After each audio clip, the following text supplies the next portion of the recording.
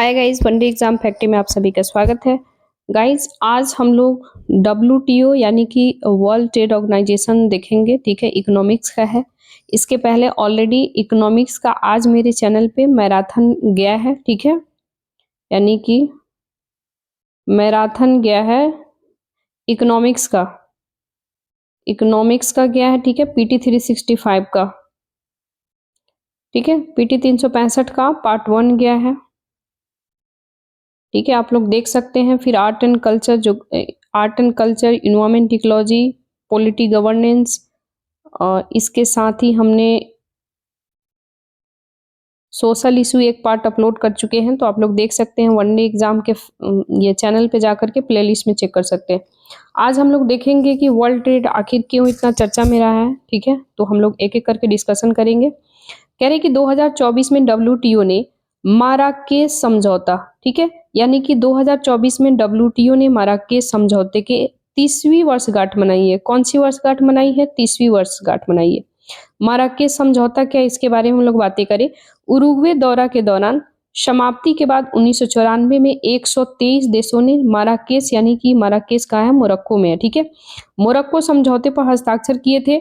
इस समझौते से ही 1995 में एक अंतर्राष्ट्रीय संगठन यानी कि डब्ल्यूटीओ की वर्ल्ड ट्रेड ऑर्गेनाइजेशन की स्थापना हुई थी। ठीक है, किसके समझौते के तहत हुई थी? माराकेस, जिसको मोरक्को कहते हैं। ठीक है, प्रशुल्क और व्यापार पर सामान्य समझौते यानी कि गैट की जगह लिया था। पहले क्या था? गैट हुआ करता था। ठीक है, लेकिन गैट के जगह पे डब्ल्यूटीओ आया। ठीक है, तो ये डब्ल्यूटीओ के सभी सदस्यों के बीच एक व्यापारिक संबंध के लिए बुनियादी फ्रेमवर्क के रूप में कार्य करता है।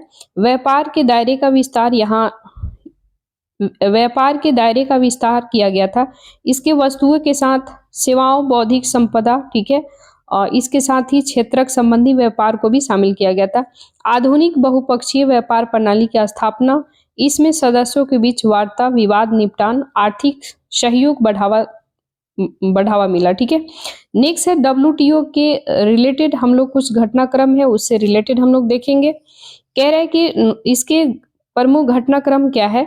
तो कृषि निर्यात पर विश्व व्यापार सांख्यिकी यानी 2023 जो है world trade statistic 2023 on agriculture export, WTO ने कृषि निर्यात पर विश्व व्यापार सांख्यिकी 2023 रिपोर्ट जारी किया है।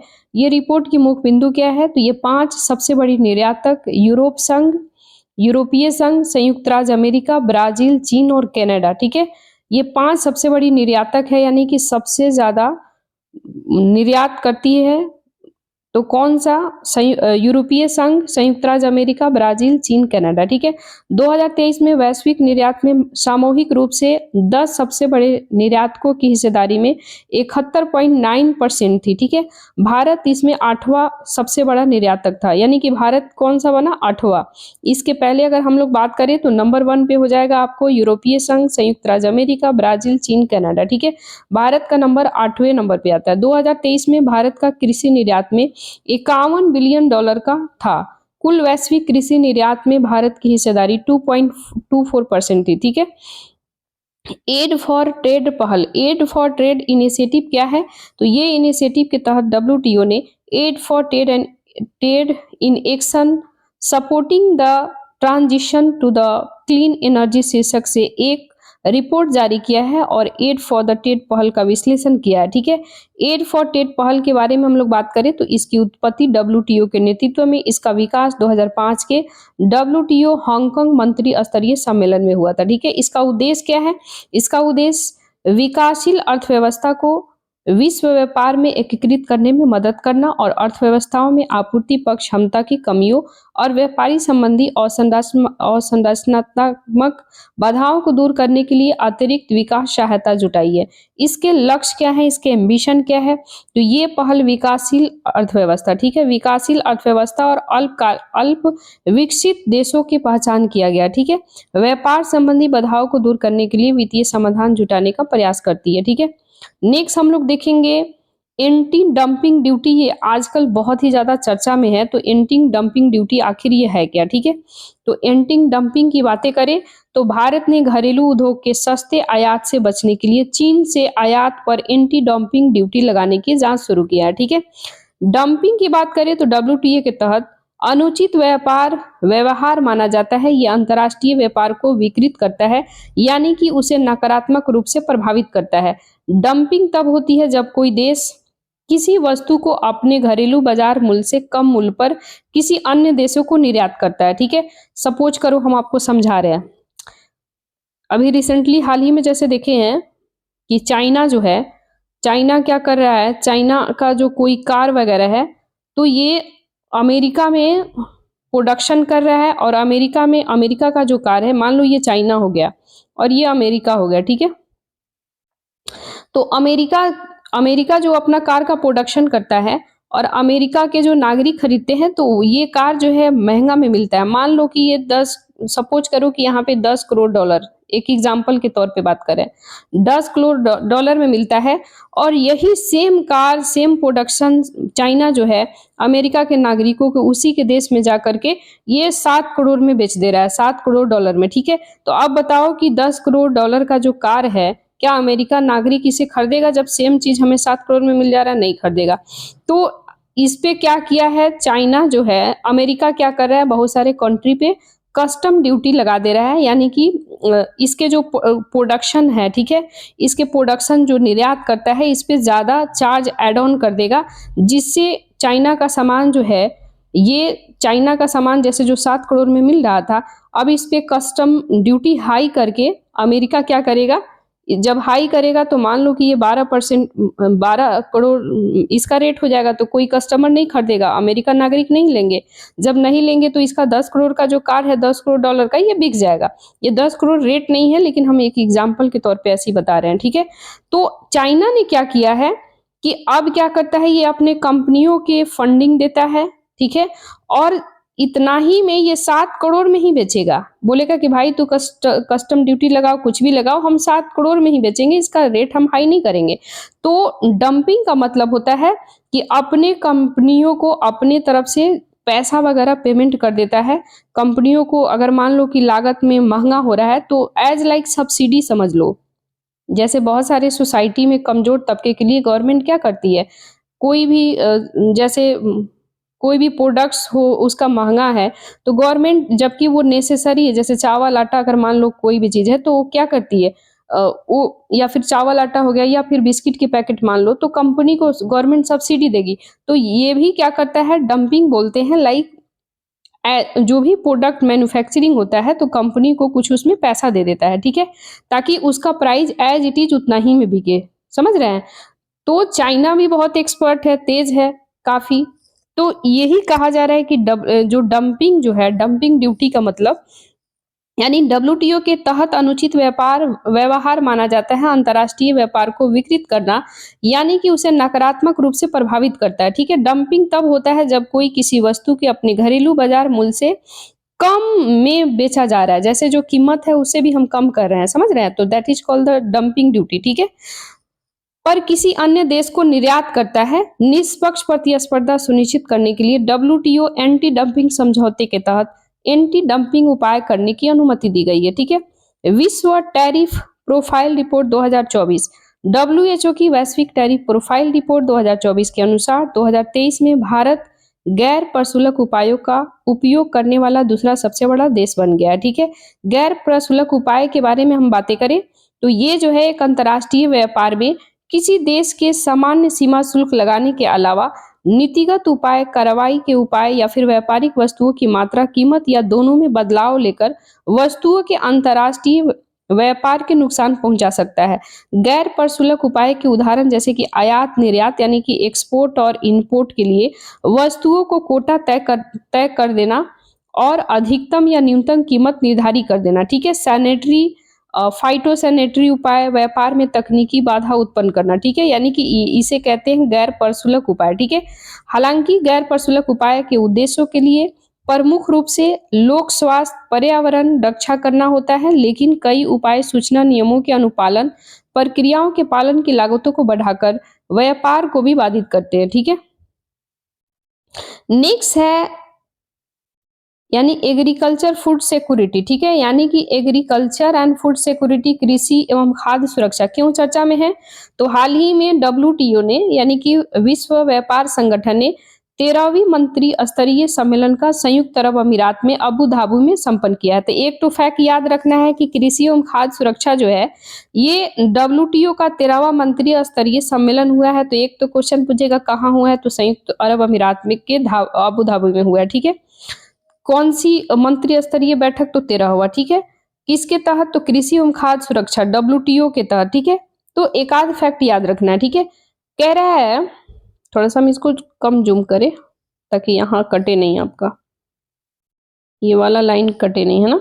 देखिए, स्टॉक होल्डिंग से जुड़े मुद्दों का कोई अस्थायी समाधान नहीं निकल पाया है। पब्लिक स्टॉक होल्डिंग नीति के बारे में बात करें तो इसका उद्देश्य है पब्लिक स्टॉक होल्डिंग के तहत सरकार किसानों के न्यूनतम समर्थन मूल्य यानी कि एमएसपी मिनिमम समर्थन मूल्य प्राइस जिसको बोलते हैं मिनिमम सपोर्ट प्राइस अनाज खरीदती है, और भारत सरकार भी पब्लिक स्टॉक होल्डिंग के तहत किसानों के अनाज खरीदती है, अन्न भंडारण करती है और गरीबों को सब्सिडी आधारित मूल्य पर उचित मूल्य की दुकानों के जरिए वितरित करती है। डी मिनिमिस की बात करें तो डी मिनिमिस सीमाएं क्या होती है, व्यापार संगठन के मानदंडों के अनुसार किसी देश के कुल सब्सिडी बिल उस देश के फसल उत्पादन मूल्य विकासशील देशों के मामलों में 10%, विकसित देशों में 5% नहीं होना चाहिए। यानी कि विकासशील जो देश है, जैसे कि भारत क्या है, विकासशील देश है, भारत हो गया, चाइना हो गया ना, तो ये सब देशों में 10% से ज्यादा नहीं होना चाहिए। विकसित देश यानी कि डेवलप कंट्री जो है, विकसित देश जो है, जैसे अमेरिका हो गया है ना, जैसे यूरोपियन यूनियन हो गया, तो ये सारे में 5% से अधिक नहीं होनी चाहिए। वर्तमान में इसकी गणना 1968 से लेके 1986 से 88 के संदर्भ में इसके रेफरेंस प्राइस के आधार पर की जाती है। पब्लिक स्टॉक होल्डिंग पर देशों के बीच मतभेद क्या हुआ है, तो इस पे भी हम लोग देखेंगे कि क्या क्या है। तो कह रहा है कि विकासशील देश जो है, ठीक है, विकासशील देश भारत और कई अन्य विकासशील देश सब्सिडी के द्वारा मिनिमम सीमा को बढ़ाने की मांग कर रहे हैं, और साथ ही सरकारी खरीद के लिए किसानों को दी जाने वाली मूल्य समर्थन सब्सिडी की गणना के लिए फॉर्मूले में बदलाव की मांग कर रहे हैं। विकसित देश अधिकांश विकसित देशों की मानना है कि पब्लिक स्टॉक होल्डिंग की व्यवस्था बाजार की विकृति करती है, और ये कृषि वस्तुओं के निर्यात पर किसी भी प्रकार के प्रतिबंध के खिलाफ होते हैं। कृषि पर समझौता की बात करें, एग्रीमेंट ऑन एग्रीकल्चर के बारे में बात करें तो उरुग्वे दौर के समय ये समझौता 1994 में माराकेश यानी कि मोरक्को में इसकी अभिप्रेष्टि हुआ था। ठीक है, बाजार पहुंच टैरिफिकेशन, प्रशुल्क में कमी, बाजार पहुंच के अवसर शामिल हो। टैरिफिकेशन का अर्थ होता है कि कोटा व अलग अलग शुल्क जैसी सभी गैर शुल्क बाधाओं को समाप्त करके एक समान पर शुल्क लगाना, यानी कि जो कस्टम ड्यूटी वगैरह लगता है, जो टैक्स वगैरह सामान पे लगता है एक्सपोर्ट इम्पोर्ट पे, तो बहुत सारे टैरिफ उस पे लगाया जाता है, जिसके कारण सामान महंगे हो जाते हैं और मार्केट में सेलिंग नहीं हो सकते हैं। तो यही इसमें उरुग्वे दौरा में 1994 में यही बैठक में बोला गया था कि कोई भी अलग अलग जैसी गैर प्रशुल्क बाधा को समाप्त करके एक समान प्रशुल्क लागू किया जाए। ठीक है, घरेलू पहुंच यानी डोमेस्टिक एक्सेस की बात किया जा रहा है। इसके संबंध में सब्सिडी अन्य सहायता कार्यक्रमों में से सीधे उत्पादन को प्रभावित करते हैं और व्यापार को विकृत करते हैं। इन कार्यक्रमों के तहत प्रदान की जाने वाली सब्सिडी के प्रकार के आधार पर अलग अलग प्रकार के बॉक्स होते हैं, जैसे निर्यात सब्सिडी। ये ऐसे तरीके से संबंधित होते हैं जो निर्यात के कृत्रिम रूप से प्रतिस्पर्धा बनाती है, कॉम्पिटिटिव बनाती है। डब्ल्यूटीओ ने नैरोबी के मंत्री सम्मेलन 2015 में जो हुआ था नैरोबी में, ठीक है, तो डब्ल्यूटीओ के नैरोबी मंत्री स्तरीय सम्मेलन 2015 में लिए गए निर्णय के अनुसार विकसित और विकासशील देशों ने कृषि निर्यात सब्सिडी समाप्त कर दिया था। कब समाप्त किया था, तो नैरोबी के डब्ल्यूटीओ के मंत्री स्तरीय सम्मेलन 2015 में समाप्त किया था। ठीक है, नेक्स्ट हम लोग देखेंगे कृषि में घरेलू समर्थन अलग अलग बॉक्स क्या होता है। एक होता है एम्बर बॉक्स जो ऑरेंज कलर का होता है, एक ब्लू बॉक्स होता है और एक ग्रीन बॉक्स होता है। तो एम्बर बॉक्स का मतलब होता है कृषि वस्तु के प्रोडक्शन और व्यापार को विकृत करने वाले सभी तरह के घरेलू समर्थन सब्सिडी कुल अपवादों के साथ को एम्बर बॉक्स में शामिल किया जाता है। ब्लू बॉक्स की बात करें तो ब्लू बॉक्स जो होता है इसके अंतर्गत शामिल चीजें मूल रूप से अम्बर बॉक्स सब्सिडी के ही समान होती है, लेकिन इनकी प्रवृत्ति उत्पादन को सीमित करने की होती है। सामान्य रूप से अम्बर बॉक्स के तहत दी जाने वाली कोई भी ऐसी सहायता जिसके कारण किसानों को अपना उत्पादन भी सीमित करना पड़ता है तो उसे ब्लू बॉक्स में रखा जाता है। ग्रीन बॉक्स का मतलब होता है ऐसी सब्सिडी जिसके व्यापार विकृत नहीं होता है और बहुत कम विकृत होते हैं, जिसे ग्रीन बॉक्स में रखा जाता है। और ग्रीन बॉक्स यानी कि ग्रीन बॉक्स सब्सिडी को विश्व व्यापार संगठन डब्ल्यूटीओ द्वारा अनुमानित यानी कि अनुमति दिया गया था, परमिशन दिया गया था। इसके लिए एक एमएसपी है, कौन सी ये इसमें ऑर्गेनाइजेशन वगैरह काम करती है या फिर कौन से किसके एजेंसी वगैरह के माध्यम से, तो एक हो जाएगा मिनिमम सपोर्ट प्राइस, एमएसपी वगैरह दिया जाता है किसानों को। ठीक है, कह रहा है कि पीस क्लॉज एंड भारत का रुख। ठीक है, पीस क्लॉज एंड भारत का रुख की बात करें तो इंडोनेशिया में आयोजित 9वें मंत्री स्तरीय सम्मेलन डब्ल्यूटीओ ने खाद्य सुरक्षा को ध्यान में रखते हुए पब्लिक स्टॉक होल्डिंग के अंतरिम समाधान के रूप में पीस क्लॉज का प्रावधान किया गया है। भारत की मांग की बात करें, भारत की इसमें डिमांड क्या है, तो भारत पब्लिक स्टॉक होल्डिंग की समस्या के अस्थायी समाधान चाहता है। अस्थायी समाधान के रूप में भारत ने खाद्य सब्सिडी सीमा की गणना के लिए फॉर्मूले में बदलाव करने जैसे सुझाव दिया है। नेक्स्ट है, बहुत चर्चा में है, डब्ल्यूटीओ मत्स्यिकी सब्सिडी समझौता जेनेवा पैकेज यानी कि WTO agreement on the fisheries subsidy. ठीक है, अब हम लोग देखेंगे फिशरीज सब्सिडी क्यों चर्चा में है। तो डब्ल्यूटीओ ने हाल ही में मंत्री स्तरीय मत्स्यिकी सब्सिडी पर अंकुश लगाने की किसी संस्था समाधान पर पहुंचे बिना संपन्न हो गया है। फिशरीज मत्स्यिकी सब्सिडी की बात करें तो ये जिनेवा डब्ल्यूटीओ समझौता, जिसे जिनेवा पैकेज भी कहा जाता है, तो ये पैकेज जो है 2022 में जिनेवा जो है स्विट्जरलैंड के जिनेवा में आयोजित डब्ल्यूटीओ के 12वें मंत्री स्तरीय सम्मेलन में जिनेवा पैकेज के नाम से जाना गया था। इसका उद्देश्य क्या है, तो इसका उद्देश्य की हम लोग बातें करें तो उन हानिकारक सब्सिडी पर अंकुश लगाना है यानी कि रोक लगाना है जिस पर दुनिया भर में मत्स्य स्टॉक में हुई व्यापक कमी आई है। कमी के कारण प्रमुख कारक माना जाता है विशेष और विभेदक व्यवहार की बातें करें तो विभेदक व्यवहार के तहत ये विकासशील देश और अल्प विकसित देशों को इसके समझौता को लागू होने की तारीख को नई व्यवस्था को अपनाने के लिए 2 साल का समय दिया गया था। अभी तक स्वीकृति नहीं मिली है। इस समझौते के तहत लागू होने के लिए डब्ल्यूटीओ की 2/3 सदस्यों को स्वीकृति की आवश्यकता होती है और मार्च 2024 तक इसके अभी भी 39 देशों की स्वीकृति नहीं मिली है। भारत इस समझौते के तहत हिस्सा नहीं है। ठीक है, यानी भारत इसके समझौते के तहत शामिल नहीं है। नेक्स्ट हम लोग देखेंगे कि भारत की डिमांड क्या है, भारत डिमांड क्यों कर रहा है। तो पीपीपी जो है परचेजिंग पावर पैरिटी को सीबीडीआरआरसी भारत का कहना है कि जिन देशों ने अतीत में भारी मत्स्यिकी सब्सिडी दी है यानी कि मत्स्य पालन के लिए यानी या फिर मत्स्य की प्रोडक्शन वगैरह के लिए जो सब्सिडी दिया है, जो मत्स्य स्टॉक में कमी के लिए जिम्मेदार है, जो प्रदूषण वगैरह फैलाए हैं। ठीक है, यानी कि प्रदूषक भुगतान सिद्धांत जो है, इसके लिए विभेद जिम्मेदारी संबंधित क्षमताओं के आधार पर सब्सिडी को कम करने के अधिक दायित्व को ऊपर लेना चाहिए। यानी कि जो भी पॉल्यूशन वगैरह फैलाए हैं मत्स्य प्रोडक्शन के समय में यानी कि मछली उत्पादन के लिए जो सब्सिडी वगैरह दिए हैं या फिर जो पॉल्यूशन फैलाए हैं, उन लोगों को वो कंट्री जिम्मेदार है। भारत का ये कहना है।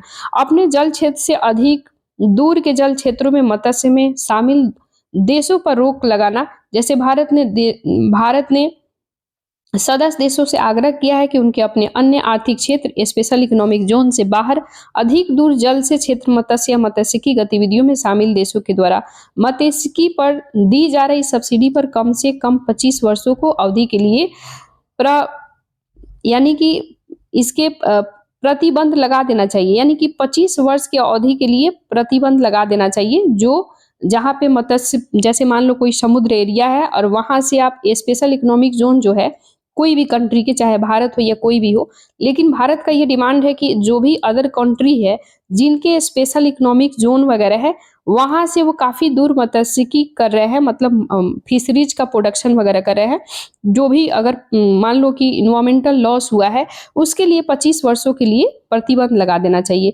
विकासशील देशों और लघु अर्थव्यवस्थाओं को छूट मिलनी चाहिए और इन देशों के मत्स्यिकी क्षेत्रों को सब्सिडी प्रदान करने की छूट देनी चाहिए। ठीक है, नेक्स्ट कह रहा है कि ट्रिप समझौता। तो ट्रिप एग्रीमेंट क्या है, क्यों चर्चा में है, तो हाल ही में विश्व व्यापार संगठन डब्ल्यूटीओ ने ट्रिप्स समझौते की 30वीं वर्षगांठ मनाई है। एक छोटा छोटा आपको पॉइंट बनाते चलना है A4 साइज पेपर में। जैसे कि ट्रिप्स का 30वां समझौता हुआ है तो कहाँ पे हुआ है, किस कंट्री में हुआ है ना।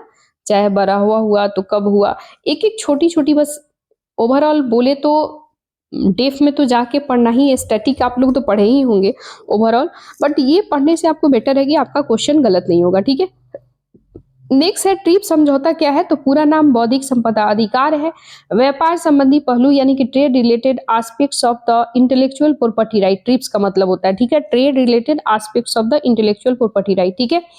इसके लिए कौन-कौन ऑर्गेनाइजेशन काम करती है? तो special and the differential treatment काम करती है, लीस्ट डेवलपमेंट कंट्रीज काम करती है, पॉल्यूटर पे प्रिंसिपल इसके लिए काम करता है, और common but differential responsibilities and the respective of the capability ये काम करता है, स्पेशल इकोनॉमिक जोन वगैरह इसके लिए काम करता है।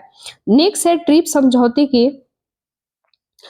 समझौता पर शुल्क और व्यापार पर सामान्य समझौता के उरुग्वे दौर की वार्ता के साथ ही विकसित हुआ, और 1995 में गैट की जगह डब्ल्यूटीओ की स्थापना होता है। यानी कि पहले गैट था, और गैट के जनरल एग्रीमेंट ट्रीटी ऑर्गेनाइजेशन जिसको बोलते हैं, sorry general agreement trade treaty बोलते हैं, तो इसके तहत डब्ल्यूटीओ कब लाया गया? 1995 में। तो स्थापना पूछिएगा, डब्ल्यूटीओ की स्थापना कब हुआ? तो 1995 में। और ये कब समझौता हुआ? उरुग्वे दौर के समय, ठीक है? तो याद रखना है, ट्रिप्स को माराकेस समझौता भी कहते हैं, जैसे आगे हम लोग वीडियो में देखे हैं, ऑलरेडी पढ़े हम लोग। ये शामिल किया गया था, माराकेस समझौता ही डब्ल्यूटीओ की स्थापना हुई थी। ट्रिप्स समझौता 1 जनवरी 1995 को लागू हुआ था, जिसे डब्ल्यूटीओ की स्थापना होती है, ठीक है? ट्रिप्स के बारे में बात करें तो बौद्धिक संपदा अधिकार आईपीआर पर सबसे व्यापक बहुपक्षीय समझौता है। आईपीआर वास्तव में क्रिएटर सर्जक को निश्चित अवधि के लिए उसके आविष्कार, साहित्य, कलात्मक कार्य, डिजाइन जैसी मूल्य कृतियों के उपयोग पर अन्य एक्सक्लूसिव अधिकार प्रदान किया जाता है, ठीक है? जैसे कि कोई भी सपोज करो कि कोई भी बहुत अच्छा आर्ट है, उसका कोई कॉपी नहीं करे, इसलिए उसको एक पेटेंट दिया जाता है, ठीक है? आईपीआर दिया जाता है, ठीक है? इंटेलेक्चुअल प्रॉपर्टी राइट उसको दिया जाता है, ताकि दूसरा कोई कंट्री हो या दूसरा डिस्ट्रिक्ट हो या कोई भी हो, कोई या पर्सन हो, उसका कॉपी ना करे, ठीक है? उपयोग पर अन्य एक्सक्लूसिव अधिकार प्रदान होता है। इसके मानक क्या क्या हो सकते हैं? तो इसके प्रत्येक सदस्य जो है आईपीआर धारकों को प्रदान की जाने वाली सुरक्षा न्यूनतम मानक निर्धारित करता है, और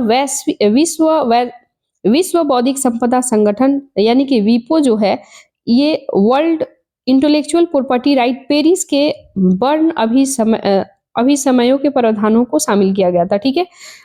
इसके कवरेज की बात करें तो टिप्स के तहत कॉपीराइट, ट्रेडमार्क, भौगोलिक संकेत, औद्योगिक डिजाइन, पेटेंट, एकीकृत सर्किट लेआउट डिजाइन जैसे आईपीएस शामिल किए गया है। कौन-कौन है इस पे? कॉपीराइट दिया जाता है, ट्रेडमार्क दिया जाता है, भौगोलिक जीआई टैग, जीआई इंडिकेशन दिया जाता है ना? ज्योग्राफिकल इंडिकेशन, औद्योगिक डिजाइन दिया जाता है, कोई अगर इंडस्ट्री वगैरह है, कोई ऐसा कुछ डिजाइन करती है, उसका कोई कॉपी ना करे, है ना? पेटेंट दिया जाता है, एकीकृत सर्किट लेआउट डिजाइन वगैरह मिलता है। विवाद निपटान की हम लोग बात करें, इसको थोड़ा जूम करें, है ना?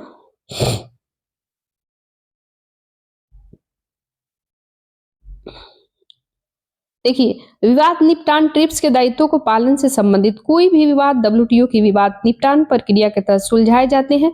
विवादों के समाधान के लिए काउंसिल फॉर ट्रिप्स के लिए भी प्रावधान किया गया है।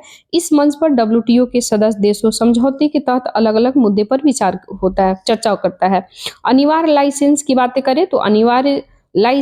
करें तो ट्रिप्स जो है, ट्रिप्स के तहत कुछ परिस्थितियों में पेटेंट धारक जो होते हैं, जिनको पेटेंट दिया जाता है, ये सहमति के बिना पेटेंट प्राप्त उत्पादन करने की, पेटेंट प्राप्त उत्पादन की विनिर्माण प्रक्रिया अपनाने के लिए लाइसेंसिंग की अनुमति इनको दी जाती है। इसके विकासशील और अल्प विकसित देशों के कियाफती उत्पादन की आपूर्ति में मदद मिलती है।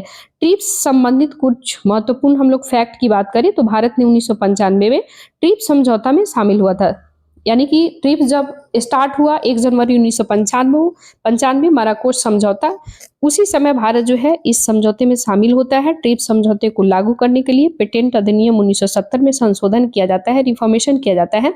जैसे हम लोग बातें करें तो पेटेंट संशोधन अधिनियम 2005 के तहत ट्रिप्स समझौते पर दोहा घोषणा होता है, और इस घोषणा पर पत्र ने पुष्टि करता है कि ट्रिप्स समझौता डब्ल्यूटीओ के सदस्य और लोक स्वास्थ्य रक्षा के लिए उपाय करने से नहीं रोकता है, और ये साथ ही समझौता सदस्य देशों के उद्देश्यों के लिए उन्मुक्ति संबंधी प्रावधानों को भी लागू भी नहीं रोक सकता है, ठीक है? नेक्स्ट हम लोग देखेंगे जो चर्चा में है, कह रहा है कि समृद्धि और विकास यानी कि ग्रोथ एंड डेवलपमेंट क्या है।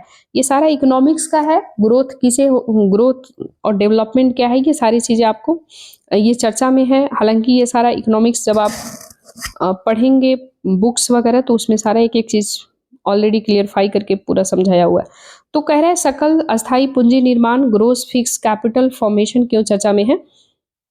तो हाल ही में सकल घरेलू उत्पादन का प्रतिशत रूप में निजी सकल अस्थाई पूंजी निर्माण की धीमी समृद्धि भारतीय अर्थव्यवस्था के लिए बड़ी चुनौती रही है। ठीक है, अब हम लोग देखेंगे कि क्या क्या आगे इसमें चुनौती है या फिर ये क्या है। तो भारत की स्वतंत्रता से लेकर के आर्थिक उदारीकरण तक देश में निवेश जीडीपी में 10% के आसपास रहा है, लेकिन ये निवेश 1980 के दशक में जीडीपी के लगभग 10% की आम आसपास था, जो बढ़ करके 2007-8 में लगभग 27% हो गया। लेकिन 2011-12 से निजी निवेश में गिरावट शुरू हो गया और 2021 में जीडीपी के 19.6% निचले स्तर तक पहुंच गया, क्योंकि उस समय कोविड का टाइम चल रहा था। ठीक है, अब यह फिर से बढ़ना शुरू हो गया है, वही कह रहा है। देखो यहाँ 2015, 16, 17 ऐसे कैसे फिर गिर रहा है, फिर बढ़ रहा है, फिर यही आपको दिखा रहा है, यहाँ आप देख सकते हैं। ठीक है, 2023 में अभी तक थोड़ा ठीक ठाक है। तो यही कह रहा है कि उच्च बचत दर वाली अर्थव्यवस्था में भी कई बार पूंजी निर्माण से उत्पादन के बहुत ही वृद्धि नहीं होती है। इस कारण से ये उत्पादन जो है, उत्पादन यानी कि प्रोडक्शन बढ़ाने के लिए अधिक पूंजी लगाने की आवश्यकता होती है। पूंजी उत्पादन अनुपात जिससे कि बढ़ जाता है। सीधी सी बात है कि आप जितना इन्वेस्टमेंट करेंगे उतने ज़्यादा प्रोडक्शन होगा और मार्केट की डिमांड के अकॉर्डिंग और ज़्यादा सेलिंग होगा, है ना? सकल अस्थाई पूंजी निर्माण की हम लोग बातें करें तो किसी अर्थव्यवस्था में अस्थाई परिसंपत्ति सकल जोड़ा या वृद्धि को सकल अस्थाई पूंजी निर्माण कहा जाता है। ठीक है, ये जो है पूंजी निर्माण कैपिटल फॉर्मेशन संयंत्र उपकरण मशीनरी जैसे परिसंपत्ति शिक्षा स्वास्थ्य कौशल विकास के माध्यम से मानव पूंजी में निवेश की प्रक्रिया को पूंजी निर्माण कहा जाता है।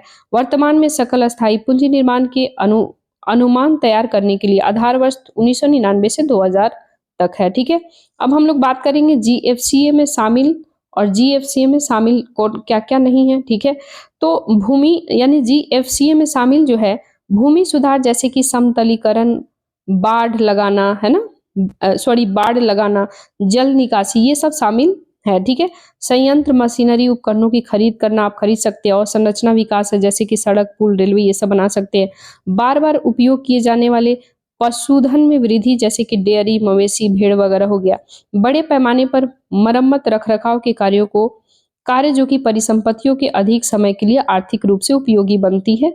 इसके साथ ही अमूर्त परिसंपत्ति जैसे कि सॉफ्टवेयर या मूल्य कल्याणात्मक कार्य हो सकता है। ठीक है, जीएफसीएस की बात करें तो इसमें क्या शामिल नहीं है, यानी कि ग्रोस फिक्स कैपिटल फॉर्मेशन की हम लोग बात करें, ग्रोस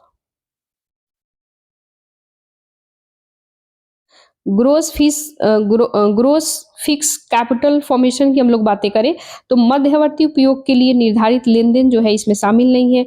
उत्पादन की प्रक्रिया के द्वारा इनपुट के रूप में उपभोग यानी कि कंज्यूम किए जाने वाली वस्तु और सेवाओं को मध्यवर्ती उपभोग कहा जाता है, ये भी इसमें शामिल नहीं है। घरेलू अंतिम उपभोग व्यय के लिए मशीनरी उपकरण प्राकृतिक आपदाओं जैसे कि बाढ़ जंगल आग के कारण होने वाले नुकसान ये भी इसमें शामिल नहीं है। नेक्स्ट हम लोग देखेंगे यानी कि निजी और सार्वजनिक इसमें भागीदारी क्या है, यानी कि निजी बोले तो प्राइवेट सेक्टर और सार्वजनिक बोले तो पब्लिक सेक्टर यानी गवर्नमेंट की ऑर्गेनाइजेशन। निजी निवेश की हम लोग बातें करें तो जीएफसीएफ जो है इसके निवेश को कहा जाता है, यानी कि निजी सार्वजनिक दोनों तरह के निवेश इसमें शामिल होते हैं। निजी क्षेत्रकों के द्वारा सकल अस्थायी पूंजी निर्माण को ही निजी निवेश कहा जाता है। नेक्स्ट है सार्वजनिक निवेश यानी कि पब्लिक इन्वेस्टमेंट, यानी कि गवर्नमेंट जो इन्वेस्टमेंट करती है। सार्वजनिक निवेश से ये मतलब होता है कि सरकार के द्वारा जो गवर्नमेंट है ये सकल अस्थायी पूंजी निर्माण से है और केंद्र सरकार जो है स्थानीय सरकार या सरकारी स्वामित्व उद्योगों या निगम के निवेश में शामिल होते हैं। परिवहन संरचना भवन जैसी अवसंरचना भौतिक मूर्त निवेश शामिल होते हैं। ये इसका मतलब होता है कि जैसे कि शिक्षा हो गया, कौशल ज्ञान, मानव पूंजी, अमूर्त निवेश इसमें शामिल हो सकता है। सार्वजनिक निवेश बढ़ाने के लिए क्राउडिंग आउट की स्थिति उत्पन्न होता है जिससे कि निवेश में कमी आ जाती है। क्राउडिंग आउट वह स्थिति होता है जहां सरकार जो है आम जनता पर कर का भार बढ़ा करके, यानी कि आम जो जनता होती है उस पे टैक्स काफी बढ़ा करके बाजार से अधिक उधार ले सरकारी खर्च में कर सकती है। ठीक है, इस वजह से निजी क्षेत्रकों की आय और उनके ऋण की मांग जो है ब्याज दरों में वृद्धि के कारण कम हो जाता है। ठीक है, सकल पूंजी निर्माण की हम लोग बातें करें तो निवल पूंजी निर्माण और सकल पूंजी निर्माण की हम लोग बातें करें तो सकल अस्थायी पूंजी निर्माण जो है ये जीएफसीएफ सहित इसमें कच्चे माल, अर्ध तैयार और तैयार उत्पादन के स्टॉक में परिवर्तन, उत्पादन की बिक्री में अस्थायी उतार चढ़ाव से निपटने के लिए कंपनियों के द्वारा रखे गए उत्पादन से होता है। कीमत वस्तुओं में निवल खरीद जैसे कि सोना, रत्न, आभूषण, कीमती पत्थर हो गया। निवल पूंजी निर्माण की बातें करें तो इस मायने में अलग है, यानी कि एनएफसी का मापन करते समय मूल्यह्रास, अनुपयोगी परिसंपत्ति, अस्थायी पूंजी, आकस्मिक क्षति को समायोजित होती है। ठीक है, नेक्स्ट हम लोग देखेंगे मानव विकास रिपोर्ट, यानी कि एचडीआर, ह्यूमन डेवलपमेंट रिपोर्ट। ये क्या है, क्यों चर्चा में है, इसका रैंक क्या है, भारत की रैंक, जो भी सारे है ए टू जेड हम लोग देखेंगे। ठीक है, तो कह रहे हैं कि हाल ही में संयुक्त राष्ट्र विकास कार्यक्रम, सबसे पहले तो आपको पता होना चाहिए जारी कौन करता है, तो यूएनडीपी करता है। मानव विकास रिपोर्ट की हम लोग बातें करें 2023-24 जो जारी हुआ है, breaking the gridlock reimagining cooperation in the polarisation world. ठीक है, ये रिपोर्ट के शीर्षक है breaking the gridlock reimagining cooperation in the polarisation world. ठीक है, इसके हम लोग कुछ फैक्ट की बातें करें तो ये रिपोर्ट जो है लोकतंत्र में विरोधाभास, डेमोक्रेसी पैराडॉक्स की प्रवृत्ति में वृद्धि पे प्रकाश डाला गया है। डेमोक्रेसी पैराडॉक्स का तात्पर्य, इसका मतलब होता है लोकतंत्र के लिए अटूट समर्थन के साथ साथ उन नेताओं के लिए भी बढ़ते समर्थन है जो लोकतंत्र को कमजोर कर रहे हैं। ठीक है, भारत की स्थिति की हम लोग बातें करें 2023-24 में भारत की स्थिति क्या है, तो एसडीआर स्कोर में भारत का स्कोर 2021 में 0.633 से बढ़कर के 2022 में 0.644 हो गया है। ठीक है, यहाँ पे है ऑलरेडी, आप देख सकते हैं। वीडियो यदि आप लोग को फास्ट लगे तो स्लो करके देख लीजिएगा, अगर स्लो लगे तो फास्ट करके आप लोग देख लीजिएगा। ठीक है गाइस, वीडियो इकोनॉमिक्स थोड़ा सा पढ़िएगा तो आसान है, नहीं पढ़िएगा तो हार्ड लगेगा, बट अब तो सामने एग्जाम है तो एक ही ऑप्शन है, पढ़े हैं तो भी बेटर है, नहीं पढ़े हैं तो वीडियो को 2 से 3 बार, 4 बार, 5 बार, जितना बार देखिएगा, कम से कम एटलीस्ट सुन भी लीजिएगा ना, तो दिमाग में रहेगा। ठीक है, एसडीआई स्कोर कह रहा है कि भारत का जो है स्कोर 2021 में 0.63 से बढ़कर के 2022 में कितना था, 0.644 था। ठीक है, 2022 में एसडीआई के सभी घटकों को सुधार किया गया था। एसडीआई रैंक में भारत की एसडीआई रैंकिंग में सुधार हुआ है। 2021 में भारत का स्थान 135वें स्थान पर था, जो सुधार करके 2022 में 134वां हो गया था। वही 2018 में भारत जो था इसके 130वें स्थान पे था।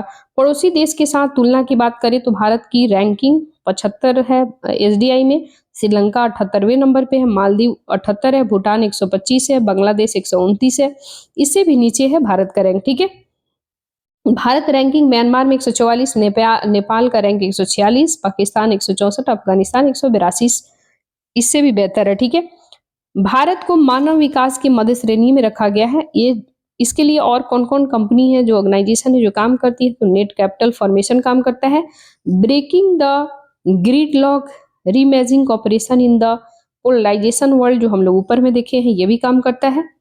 एसडीआर के बारे में हम लोग बातें करें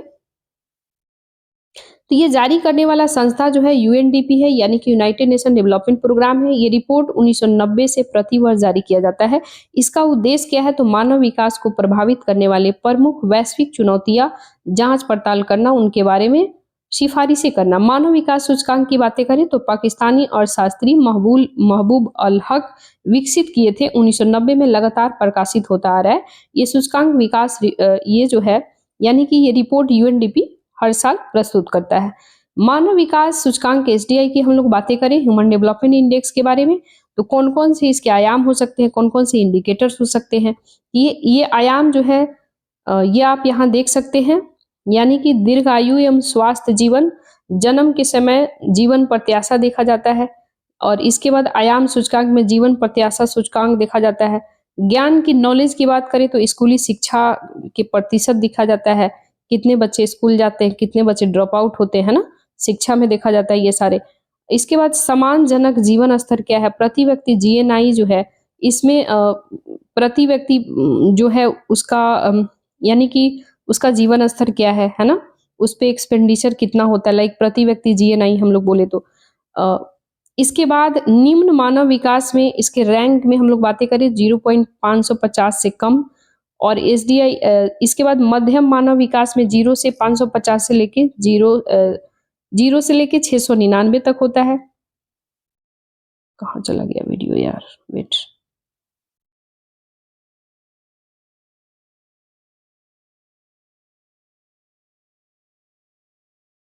सॉरी यार, वीडियो इधर-उधर हो जाता है कभी-कभी। तो ये आप देख सकते हैं निम्न मानव विकास सूचकांक में इसके रैंकिंग जो डिसाइड होता है 0 से अगर 5 से 55 से कम है तो निम्न मानव विकास में रखा जाएगा। 0 550 से 0 से 999 है तो मध्यम में रखा जाएगा। 0 से लेके 0.700 से लेके 0.799 तक यानी लगभग 800 के बीच मान लो, ये उच्च मानव विकास रखा जाएगा। अति उच्च मानव 800 से लेके अधिक तो अति उच्च मानव विकास रखा जाएगा, ठीक है। मानव विकास डेवलपमेंट की हम लोग बातें करें, मानव विकास का मापन करने वाले अन्य प्रमुख सूचकांक क्या क्या है? तो लैंगिक असमानता सूचकांक, जेंडर इनइक्वलिटी इंडेक्स, ये ऑलरेडी हम लोग कल वीडियो में सब देख चुके हैं। मापन की बात करें तो जीआईआई जो है यानी कि जेंडर इनइक्वलिटी इंडेक्स जो है, ये 3 प्रमुख आयामों के आधार पर लैंगिक असमानता के मापन करता है, और इस आयाम में जैसे जनन हो गया, स्वास्थ्य हो गया, है ना, सशक्तिकरण, श्रम बाजार हो गया। भारत का प्रदर्शन 2022 में 108वें स्थान पे है और 2021 में 122वें नंबर पे है। लैंगिक विकास सूचकांक, जेंडर डेवलपमेंट इंडेक्स की बात करें जीडीआई, तो जीडीआई में लैंगिक आधार पर एसडीआई में असमानताओं को मापता है। भारत में महिला और पुरुषों के बीच एसडीआई संबंधित उपलब्धियों में समानता का स्तर कम है एसडीआई उपलब्धियों के मामलों में पुरुष महिलाओं से 10% बेहतर स्थिति में है, यानी पुरुष जो है महिला से 10% बेहतर स्थिति में है। इसके बाद हम लोग देखें असमानता समायोजित मानव विकास सूचकांक, inequality adjusted human development index, तो ये आईएचआईडी में असमानता से संबंधित 2 मापक शामिल है। वो कौन कौन है? तो आईएसडीआई असमानता के कारण एसडीआई में समग्र हानि वगैरह है। भारत की स्थिति की बात करें तो आईएसडीआई में भारत की रैंकिंग में 140वें नंबर पे है। रैंकिंग में 6 स्थानों की गिरावट दर्ज हुआ है। ग्रहीय दबाव समायोजित मानव विकास यानी कि planetary pressure adjustment human development index की हम लोग बातें करें तो ये एंथ्रोपोजीन युग मानव जनित गतिविधियों में पृथ्वी पर दबाव को एचआईडी के साथ समायोजित करता है। ऐसा 2 पीढ़ियों के बीच असमानता से जुड़ी चिंताओं को शामिल करने के लिए किया जाता है। भारत के स्थान 142वें स्थान पे है। भारत पीएचडीआई में एसडीआई स्कोर में 3% का अंतर है। कौन जारी करता है? ऑर्गेनाइजेशन कौन है? तो इसके लिए organisation human development index work करता है, ठीक है। नेक्स्ट हम लोग देखेंगे वैश्विक बहुआयामी गरीबी सूचकांक यानी कि global multi dimensional poverty index की हम लोग बातें करें तो ये यूएनडीपी जारी करता है। Oxford poverty and the human development initiative ने संयुक्त रूप से वैश्विक बहुआयामी गरीबी सूचकांक रिपोर्ट 2024 जारी किया है। ये रिपोर्ट की हम लोग बातें करें तो 112 देशों में 1.1 बिलियन लोग जो है यानी कि विश्व की लगभग 18% आबादी गंभीर बहुआयामी गरीबी में है, जीवन यापन कर रहा है, गरीबी में जी रहा है, ठीक है। भारत में 234 मिलियन यानी कि भारत में 234 मिलियन जो है यानी कि लगभग 23.4 करोड़ लोग चरम गरीबी यानी कि एक्सट्रीम पॉवर्टी जीवन जी रहे हैं, यानी कि बहुत ही ज्यादा गरीबी, एक टाइम खाते तो दूसरे समय सोचना पड़ता है, ऐसा वाला स्थिति विश्व में सर्वाधिक है, ठीक है। यानी कि भारत जो है 234 मिलियन यानी कि 23.4 करोड़ लोग ऐसे हैं जो एक्सट्रीम पॉवर्टी में जी रहे हैं, बहुत ही ज्यादा गरीबी है, ये विश्व में सर्वाधिक है, ठीक है, क्योंकि हमारी पॉपुलेशन भी तो ज्यादा है ना, तो इसलिए देखिए पॉली क्राइसिस की बात करें तो विश्व बैंक की पॉवर्टी प्रोस्पेरिटी एंड, अच्छा ये मत कहिएगा इंटरव्यू में कि हमारी पॉपुलेशन ज़्यादा है तो ये गरीबी हो सकती है, ये बिल्कुल इसका आंसर नहीं है, क्योंकि यूपीएससी में हमेशा हम लोग ये पढ़ते हैं, देखते हैं कि भाई हर एस्पेक्ट, हर चीज़ का 2 पहलू, नेगेटिव है तो पॉजिटिव है। यदि अगर आपसे इंटरव्यू में कहा जा रहा है कि एमपीआई जो रिपोर्ट पब्लिश हुआ है 2024 तो उसमें भारत जो है नंबर 1 स्थान पे है।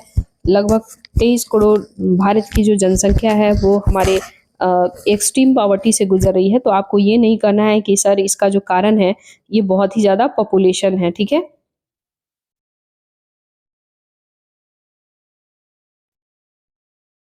तो ये आपको बिल्कुल नहीं करना है। एक्सट्रीम, ये बिल्कुल आपको नहीं करना है ताकि गलत हो जाएगा। आपको ये बोलना है कि मतलब नेगेटिव पॉजिटिव एस्पेक्ट लेकर के कि अगर जितनी हमारी जनसंख्या है, अगर उतना जनसंख्या यदि अगर उसे रोज़गार मिल जाता है, नए-नए इनिशिएटिव करते हैं, तो और भी हमारे जो है ना लाइक हमारा देश और ग्रो करेगा। इसको नेगेटिविटी तरीके से हम नहीं देख सकते, इसे इस तरीके से भी हम देख सकते हैं पॉजिटिव तरीके से कि हमारी जनसंख्या जितनी है, अगर थोड़ी-सी कुछ-कुछ चीज़ों है जिसको हम लोग को मैनेज करना पड़ेगा, है ना?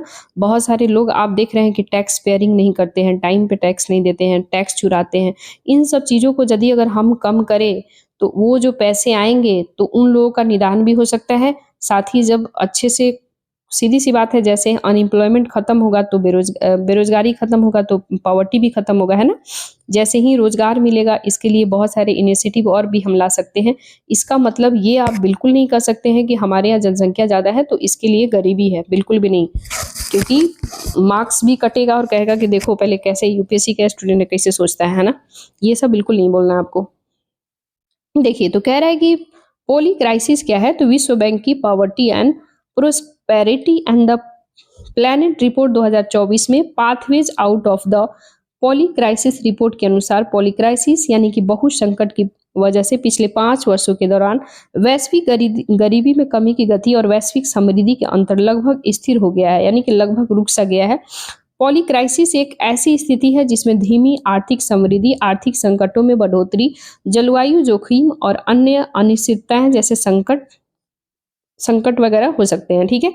एक ही समय में एक साथ पैदा हो जाते हैं सारी चीज़ें जैसे कि धीमी आर्थिक समृद्धि हो गया, फाइनेंशियल क्राइसिस हो गया, जलवायु परिवर्तन के कारण बहुत सारे अब देख रहे हैं कहीं-कहीं बारिश बहुत ही ज़्यादा होता है, तो कभी देखो तो जब धूप हो रहा है तो धूप ही हो रहा है, बारिश का नाम ही नहीं है जिसके कारण क्लाइमेट इफ़ेक्ट होता है। बहुत सारी चीज़ें एक ही बार आ जाता है, इसी को कहा जाता है पॉली क्राइसिस, ठीक है? यानी कि राष्ट्रीय विकास रणनीति को लागू करना, अंतर्राष्ट्रीय सहयोग मुश्किल हो जाता है। समृद्धि अंतर प्रोस्पेरिटी गैप की बात करें तो विश्व बैंक विकसित किया गया है। समृद्ध अंतर यह दर्शाता है कि विश्व बैंक की आबादी को एक दिन में $25 की न्यूनतम समृद्धि का बुनियादी स्तर पहुंचने के लिए कितनी अतिरिक्त धन की आवश्यकता है, ठीक है?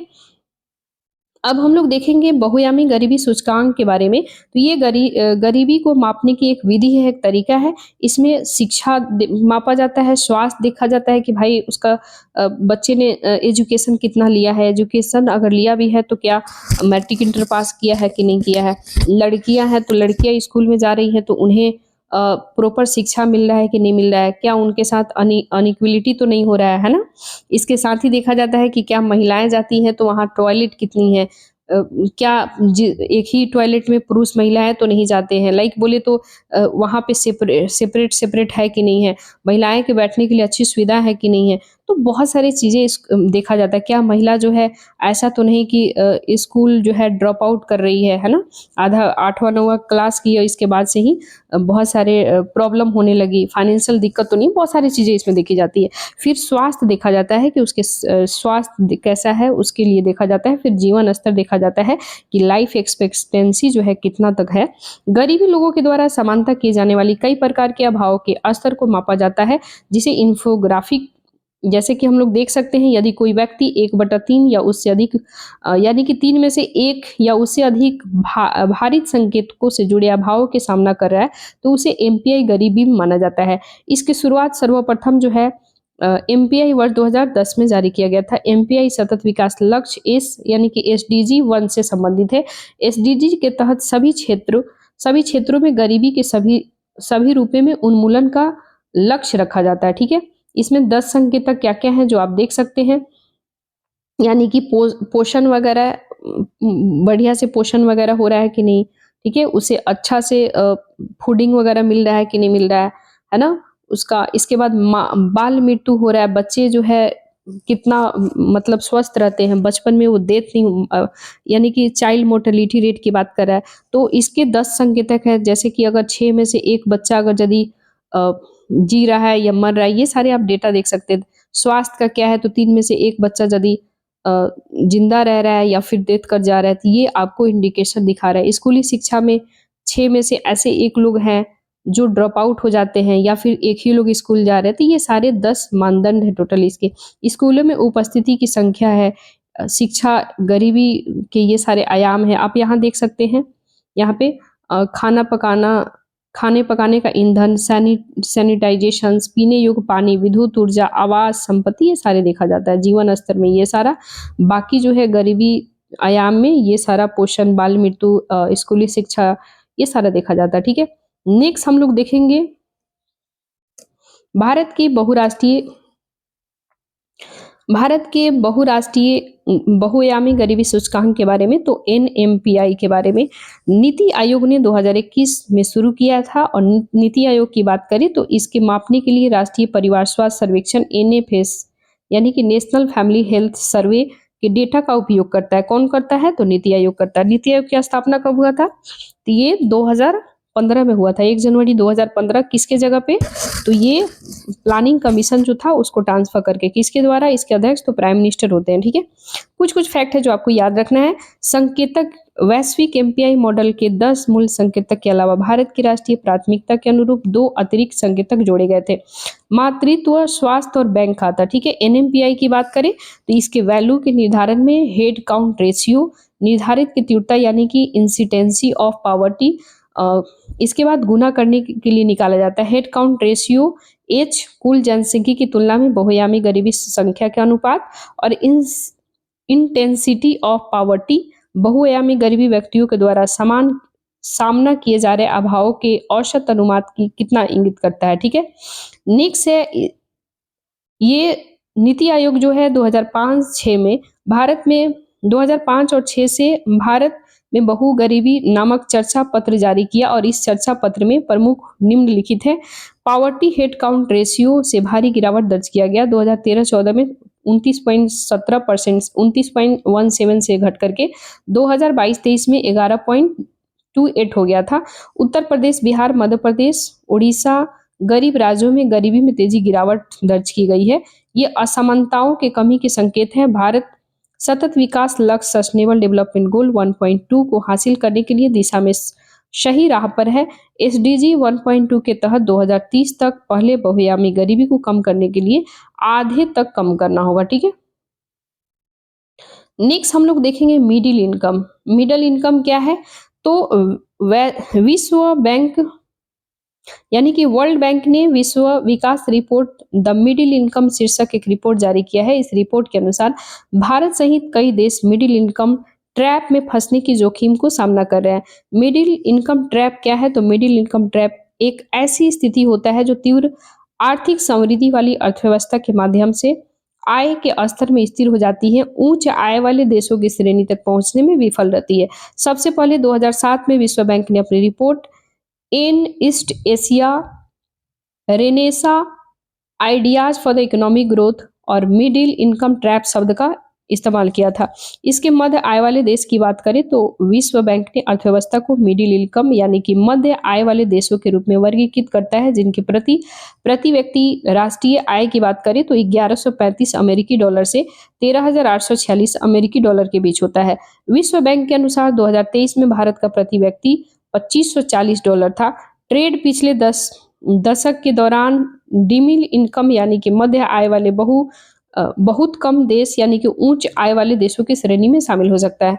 आगे की राह यानी कि वे फॉरवर्ड क्या क्या हो सकते हैं, तो वे फॉरवर्ड की हम लोग बातें करें, विश्व बैंक की रिपोर्ट के सुझाव के अकॉर्डिंग उच्च आय वाले देशों का दर्जा हासिल करने के लक्ष्य रखने वाले देशों की रणनीति अपनानी चाहिए, और इस रणनीति में इन्वेस्टमेंट यानी कि निवेश, इन्फ्यूजन, ग्लोबल टेक्नोलॉजी, वैश्विक प्रौद्योगिकी का समावेशन, इनोवेशन यानी कि नवाचार, इनोवेशन मतलब नए चीज का यानी कि इनोवेशन करना, खोजना, उसे सर्च करना है ना, लाइक इनोवेटिव करना, जैसे आप कोई भी चीज का पहले बिना रिसर्च का कैसे इन्वेस्टमेंट किया जाएगा, ठीक है, तो नवाचार होनी चाहिए।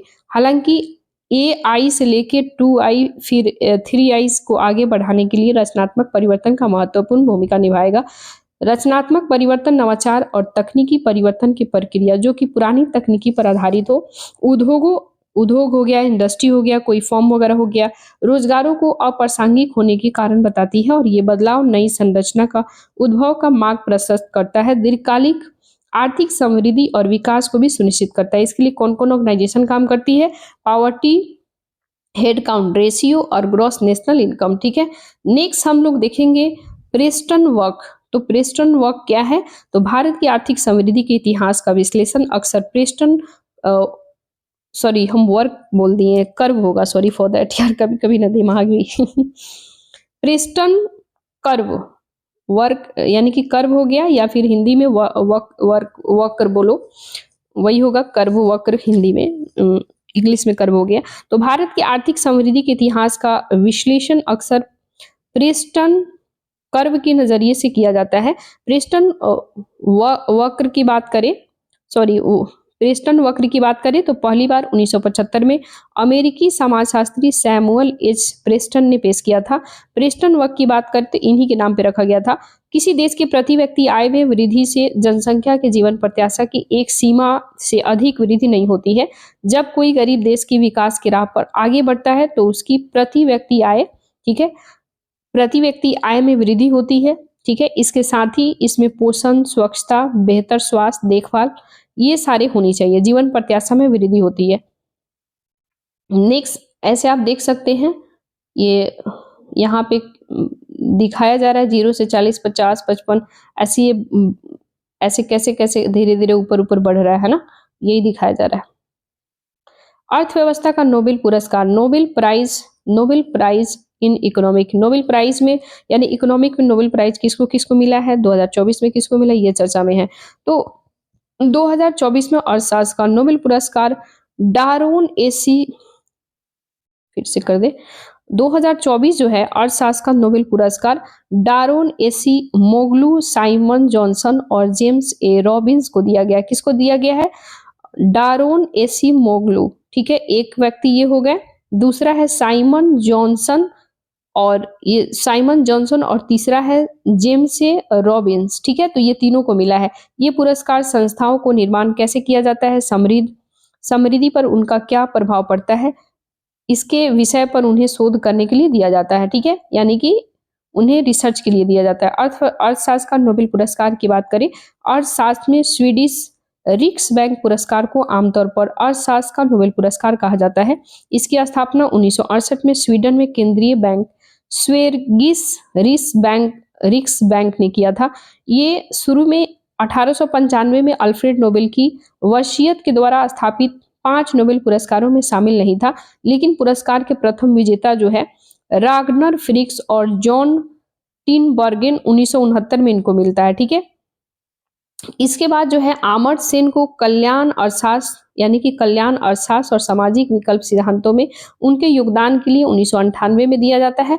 अर्थशास्त्र का नोबेल पुरस्कार दिया जाता है और अर्थशास्त्र का नोबेल पुरस्कार जीतने वाले पहले भारतीय हैं। कौन है?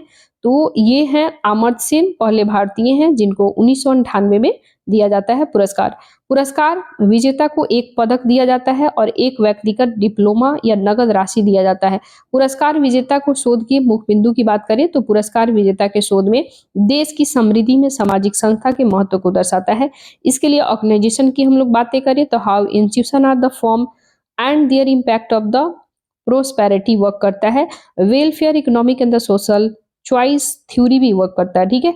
नेक्स्ट हम लोग देखेंगे, अच्छा इसके प्रकार, संस्था के प्रकार क्या हो सकते हैं, तो दोहनकारी संस्था, एक्सट्रैक्टिव इंस्टीट्यूशन, कुछ उपनिवेशों में दोहनकारी संस्था की स्थापना की गई थी ताकि उपनिवेश देश के लाभ के लिए देशज आबादी शोषण किया जा सके और उनके प्राकृतिक संसाधनों को दोहन किया जा सके। ऐसी स्थिति में निवेशकों में ये डर बना रहता है कि उनका निवेश किया गया है पैसा फंस जाता है या पैसा फंस सकता है, इसलिए ये डर बना रहता है। दीर्घकालिक निवेश के लिए प्रोत्साहन नहीं मिलता है। समावेशी संस्था यानी कि औपनिवेशिक सरकार ने कुछ उपनिवेशों में बसने वाले यूरोपीय लोगों के द्वारा दीर्घकालिक लाभ के लिए समावेशी राजनीतिक आर्थिक संस्था की स्थापना के लिए ऐसे उपनिवेश में जहाँ की आबादी कम घनी और जहाँ के अधिक यूरोपीय बसने की संभावना थी, ऐसी संस्था ने यानी कि उपनिवेश में लंबे समय तक काम करने और बचत करने निवेश के लिए लोगों के द्वारा अधिक प्रोत्साहित किया गया था। नेक्स्ट है कृषि एवं समृद्ध क्षेत्रक एग्रीकल्चर अलाइड सेक्टर, ठीक है। तो ये कल हम लोग यहाँ से वीडियो देखेंगे, ठीक है।